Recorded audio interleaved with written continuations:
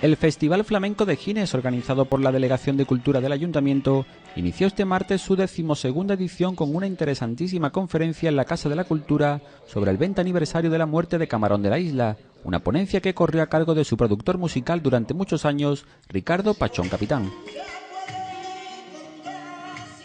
Apoyado en diversas proyecciones y sonidos relacionados con el cantaor, el ponente fue analizando la trayectoria de Camarón de manera cronológica, deteniéndose en algunas de sus vivencias junto al gran mito del flamenco. El miércoles día 24 las actividades continúan con un concierto flamenco en el que se podrá disfrutar de la voz de Plácido González y la guitarra de Antonio Dobao. El recital será a las 9 de la noche, también en la Casa de la Cultura. A esta misma hora y en este mismo escenario, el jueves 25 se desarrollará un completo recital flamenco a cargo de aficionados locales. Tras la presentación de Carmelo Camino, nos deleitarán al cante Lola Moreno, Alfonso Alberdi, Juan Cabello, Manuel Angulo, Rocío Hurtado y el Niño de Gines. A la guitarra los acompañarán Marcos Serrato y el propio Niño de Gines.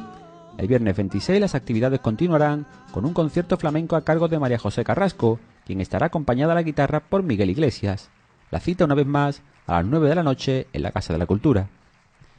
Como colofón al 12º Festival Flamenco de Gines, el sábado 27 a partir de las 8 de la tarde en la parroquia de Nuestra Señora de Belén se celebrará la ya tradicional Misa Flamenca, que vendrá oficiada por el párroco Juan María Cotán.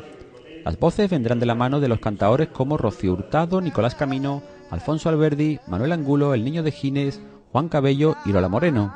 Marcos Serrato y el propio Niño de Gines acompañarán al toque a los cantaores. Con todo ello, la Delegación de Cultura del Ayuntamiento continúa con su apuesta por el fomento de nuestras raíces a través de una parte esencial de nuestro patrimonio, como es el flamenco, por lo que se invita de una manera muy especial a toda la ciudadanía a disfrutar intensamente de este amplio programa de actividades.